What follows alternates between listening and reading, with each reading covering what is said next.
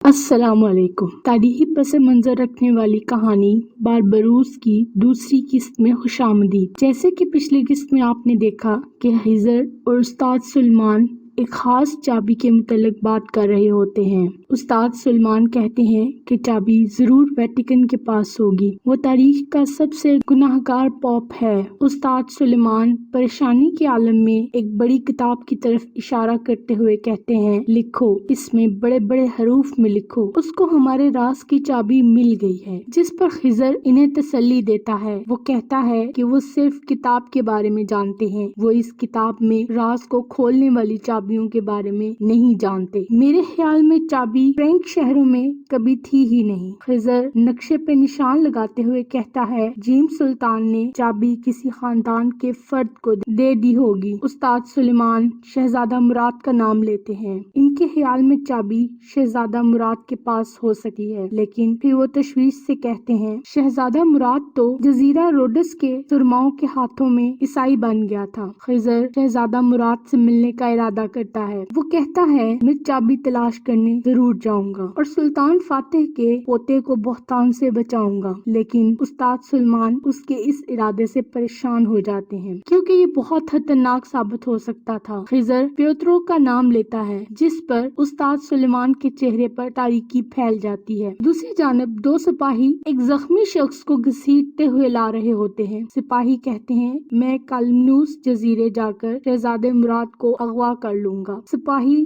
जख्मी शख्स को तहखाने में डालकर कहता है, मैं तुम्हें सांस लेने की इजाजत दे रहा हूँ। इन दिनों को अपना आखिरी मौका समझो और जितनी जल्दी मुमकिन हो मुझे उन आदमियों के नाम दो। जख्मी शख्स कहता है, कभी नहीं।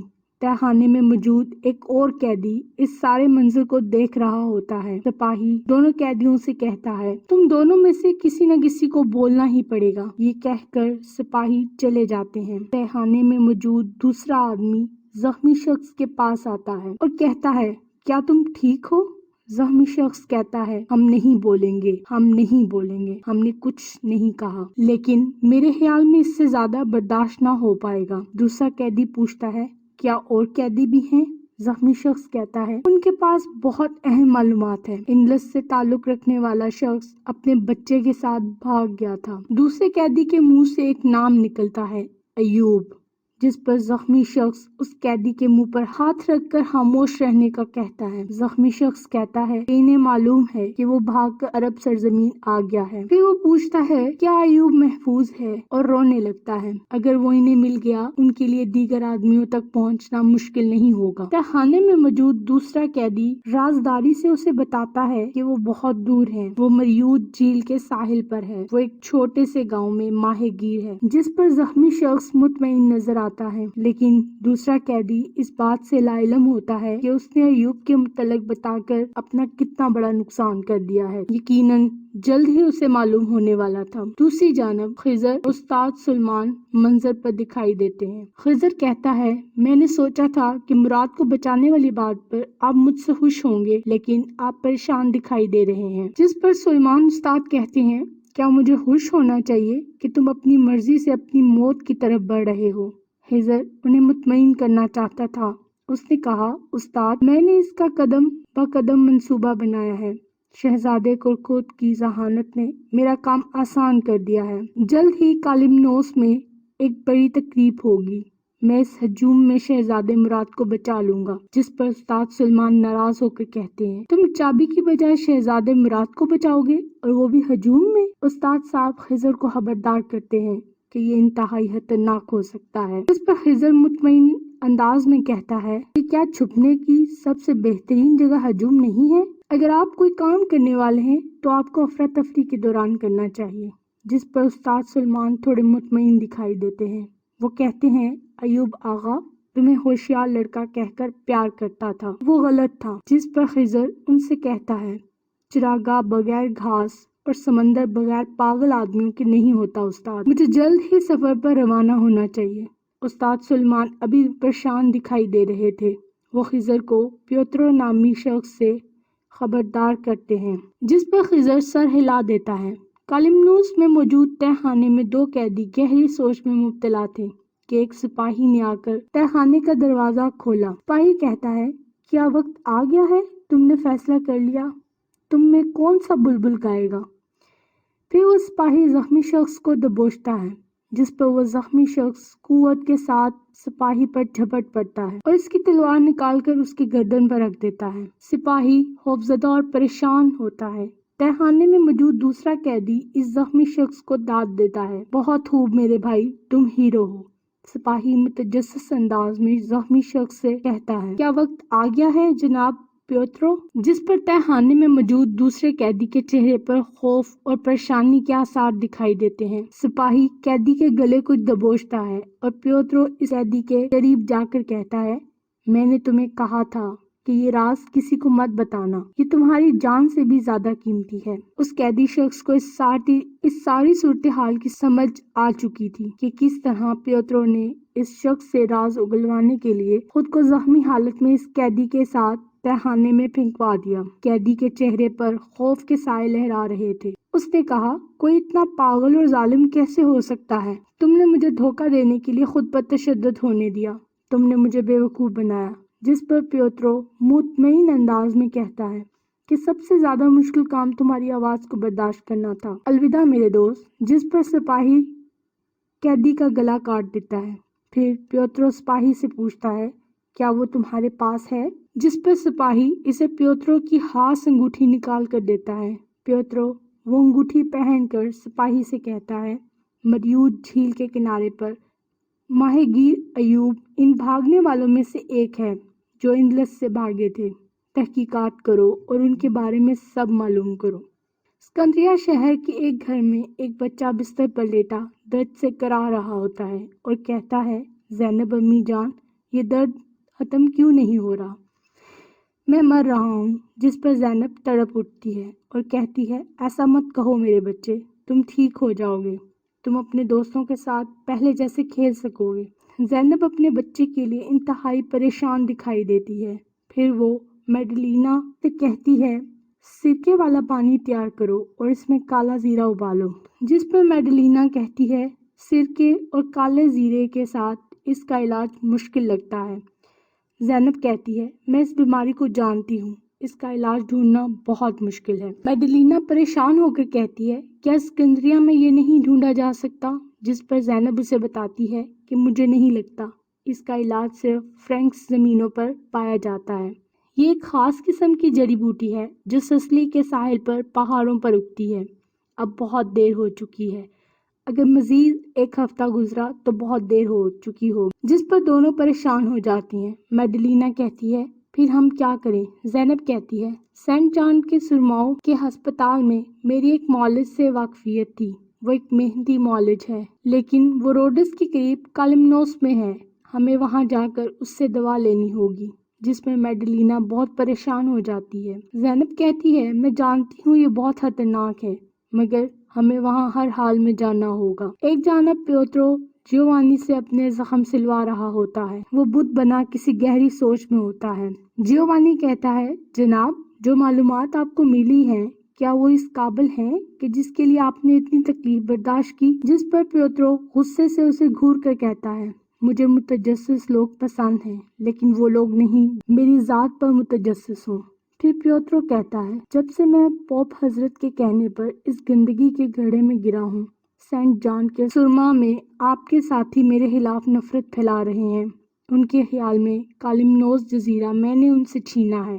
جس پر جیوانی پیوترو کے زخم پر مرہم رکھتے ہوئے کہتا ہے، یہ بہت غیر منصفانہ ہے۔ پیوترو کی مرہم پٹی کے بعد جیوانی وہاں سے چلا جاتا ہے۔ پھر وہ پاس کھڑے شخص ڈیگیو سے مخاطب ہوتا ہے، تمہیں کیا لگتا ہے، کیا سینٹ جان کے سرما میرے ساتھ ناانصافی کر رہے ہیں؟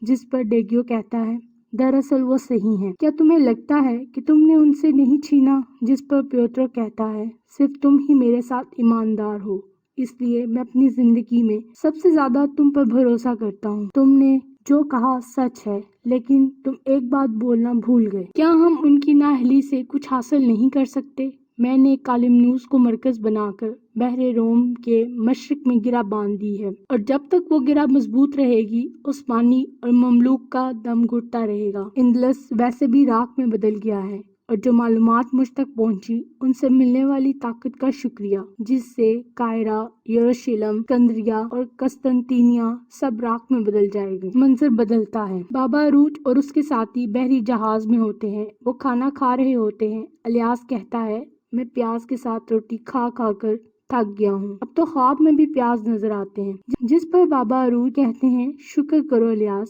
اب سمندر کے بیچوں بیچ ہم بھیڑ کہاں سے لائیں؟ اتنے میں ہوروزجو اور گولیتوپک عروج بابا کے پاس آتے ہیں۔ گولیتوپک انہیں بتاتا ہے، اس جہاز کا کپتان اس ڈاکو کو جانتا ہے جسے آپ نے مارا ہے۔ بابا عروج لاپرواہی سے کہتا ہے، تو پھر میں کیا کروں؟ جس پر ہوروزجو کہتا ہے، اس کا نام ہیزیگو ہے، وہ بحری قزاق بحری جہازوں پر حملہ کر کے سب لوٹ لیتے تھے۔ کہا جاتا ہے اس کا ایک بھائی ہے جو ایک بدکار قاتل ہے۔ پھر گولیتوپک کہتا ہے، میں نے بھی اس کا نام سنا ہے، اس کا نام انٹوان ہے، اس کا لقب پوسائیڈن ہے۔ وہ کافر کہتا ہے، میں پوسائیڈن ہوں، یعنی جیسے کافر اپنے قدیم عقیدوں میں مانتے ہیں، ایسے ہی وہ اپنے آپ کو سمندروں کا خدا کہتا ہے۔ الچی ہرابے بابا عروج سے کہتا ہے، میں نہیں چاہتا کہ میری وجہ سے تمہیں کچھ ہو۔ بابا عروج کہتے ہیں، اگر ہم انٹوان سے ملے، مجھے یقین ہے جب وہ ہمیں دیکھے گا وہ اپنا ذہن بدل لے گا، اور اگر وہ نہیں بدلتا، اگر وہ خود کو پھر بھی سمندر کا خدا کہتا رہے گا تو ہم اسے اچھی مار دیں گے اور مسئلہ ختم ہو جائے گا۔ گولیتوپک کہتا ہے، بابا عروج، اگر آپ کہہ رہے ہیں تو ایسا ہی ہوگا، میں صرف خبردار کر رہا تھا۔ منظر بدلتا ہے۔ انٹوان کے ساتھی کچھ لوگوں کو قیدی بنا کر لا رہے ہوتے ہیں، جس پر انٹوان پوچھتا ہے، کیا اتنے ہی ہیں؟ کیا تمہیں 3 مختلف ترکی گاؤں سے صرف اتنے ہی غلام مل سکے ہیں؟ جس پر انٹوان کا ساتھی کہتا ہے کہ انہوں نے میرے خلاف مزاحمت کی، لہٰذا ان میں سے اکثر مارے گئے۔ جس پر انٹوان ہنس کر کہتا ہے، کتنا بے معنی نقصان ہے، تو انہوں نے تھکے اور اکتائے ہوئے مر جانے کا انتخاب کیا۔ پھر وہ ایک قیدی کو دبوچ لیتا ہے، تم کسان نہیں ہو؟ جس پر وہ قیدی خوف سے کہتا ہے، جی جناب، میں کسان ہوں۔ جس پر انٹوان کہتا ہے، تم جھوٹ بول رہے ہو، تمہارے ہاتھ سخت نہیں ہیں۔ پھر وہ قیدی خوفزدہ ہو کر کہتا ہے، میں اس گاؤں میں مہمان کے طور پر گیا تھا، میں ایک کاتب ہوں۔ جس پر انٹوان ہنس کر کہتا ہے، بہت خوب، اسے لے جاؤ۔ پھر وہ تمام قیدیوں سے کہتا ہے، بچنے کے لیے اپنے دوستوں سے رابطہ کرو، ان کے پاس تاوان کے پیسے ہونے چاہیے۔ اتنے میں ایک کشتی ساحل پر آتی ہے اور ایک شخص افراتفری سے نکل کر انٹوان کے پاس آ کر کہتا ہے، جناب، آپ کا بھائی ہیزیگو مر گیا۔ جس پر انٹوان مڑ کر اس شخص کی جانب دیکھتا ہے اور غصے سے کہتا ہے، اس کا کیا مطلب ہے؟ جس پر وہ شخص اسے بتاتا ہے، بابا عروج نامی آدمی نے سب کو مار دیا ہے، صرف میں ہی زندہ بچا ہوں۔ انٹوان غصے سے اس کی گردن دبوچ لیتا ہے۔ انٹوان غصے سے بے قابو ہو کر اپنے ارد گرد موجود تمام افراد کو ایک جھٹکے سے ہلاک کر دیتا ہے۔ پھر وہ کہتا ہے، میں اس عروج نامی شخص کے بارے میں سب کچھ جاننا چاہتا ہوں۔ منظر بدلتا ہے۔ اسحاق صاحب اور خضر باتوں میں مصروف ہوتے ہیں۔ خضر کہتا ہے، دکان اچھی جا رہی ہے، لیکن کھیتی باڑی اور دکان کا حساب تھوڑا ملا ہوا ہے۔ جس پر اسحاق صاحب کہتے ہیں، تم یہاں آ گئے ہو، اب انہیں ترتیب دے سکتے ہو، کیا کوئی تم سے بہتر حساب کتاب جانتا ہے؟ جس پر خضر کہتا ہے، شکریہ، میں یہ کر سکتا ہوں میرے آغا۔ اتنے میں اسحاق صاحب کی بیوی کھانا لے کر آتی ہے۔ کھانا کھا کر خضر اجازت لے کر وہاں سے چلا جاتا ہے۔ خضر نکولا سے مل کر اسے کہتا ہے، فجر سے پہلے گریبا کیمپ پر آنا، باقی تمہیں وہاں جا کر بتاؤں گا، اور اس بارے میں کسی سے ذکر مت کرنا، خاص طور پر آغا سے۔ جس پر نکولا سر ہلا دیتا ہے۔ دوسری جانب زینب اور میڈلینا اسکندریہ سے سفر پر نکل چکے ہوتے ہیں۔ میڈلینا کہتی ہے، ہم سفر شروع کر رہے ہیں، سب کچھ ایک بے گناہ چھوٹے بچے کے لیے ہے، اللہ ہمیں ہمت اور اس بیمار بچے کو طاقت دے۔ جس پر زینب کہتی ہے، اللہ ہمیں ان قزاقوں کے بستر سے بالکل اسی طرح گزارے جیسے اس نے حضرت موسیٰ علیہ السلام کو سمندر کو 2 حصوں میں تقسیم کر کے گزارا۔ ابھی وہ دونوں باتیں کر ہی رہی ہوتی ہیں کہ آواز آتی ہے، جہاز پر چلو، جہاز پر چلو۔ پھر ایک شخص ان سے کہتا ہے، کیا آپ جہاز پر جائیں گی بہن؟ جن پر دونوں کشتی میں بیٹھ جاتی ہیں۔ دوسری جانب بابا عروج میز پر نقشہ کھولتا ہے، ایک طرف اشارہ کر کے الیاس سے پوچھتا ہے، کیا تم ان ساحلوں کو جانتے ہو؟ یہاں کون رہتا ہے؟ الیاس نفی میں سر ہلاتا ہے۔ پھر بابا عروج اسے مزید کہتے ہیں، یہ جربہ جزیرہ ہے، یہاں آئیڈن رئیس رہتے ہیں۔ جب انہوں نے مالٹا پر حملہ کیا اور مالٹا بادشاہ کے بیٹے کو پکڑ لیا تو کافروں نے انہیں اپنی زبان میں کاشے ڈیابلو کہنا شروع کر دیا۔ الیاس سوالیہ نظروں سے کہتا ہے، شیطان کو شکست دینے والے آئیڈن رئیس؟ جس پر عروج بابا سر ہلاتے ہیں اور نقشے میں ایک اور جگہ اشارہ کر کے کہتے ہیں، یہ ایگریبوز ہے۔ کمال رئیس فتح کے بعد انہوں نے اس جگہ کو بحری فوجی اسکول میں تبدیل کر دیا۔ اناطولیہ سے نکلنے والے شہری یہاں سے جاتے ہیں۔ وہ یہاں سمندروں کے رازوں کے بارے میں سیکھتے ہیں اور سخت لہجے والے پنچوں کی طرح سخت اور شیر کی طرح مضبوط بحری فوجی بن کر آتے ہیں۔ پھر بابا عروج نقشے میں ایک اور جگہ اشارہ کرتے ہوئے کہتے ہیں، یہ ستوپ بندرگاہ ہے، یہاں براق رئیس رہتے ہیں، وہ تاریخ میں سب سے بڑے بحری جہاز بناتے ہیں، وہ نے گوک کہتے ہیں، ان سمندروں نے کبھی ان جیسے آدمی کو نہیں دیکھا، اور یہاں سے مصر سے مراکش تک مغرب کے ساحل ہیں، یہاں بھی بڑے اور چھوٹے گروہ ہیں جو کلید صاحب کی اجازت اور رضامندی سے چلتے ہیں، ان میں سے کچھ تجارت کر کے سونا کماتے ہیں اور کچھ تلواریں چلا کر ظالموں کا شکار کرتے ہیں۔ پھر عروج نقشے پر ایک اور جگہ ہاتھ رکھ کر کہتا ہے، یہاں دارالحکومت استنبول ہے، یہاں کمال رئیس ہمارے سلطان کے ساتھ ہوتے ہیں، اگر ان کو الگ الگ شمار کرو، کمال رئیس ہمارے سلطان کے ساتھ ایک شاہی آدمی بن گئے ہیں، آئیڈن قزاق بن گئے، کلیج صاحب تجارت کرتے ہیں اور براق رئیس بحری جہازوں کا احاطہ سنبھالتے ہیں۔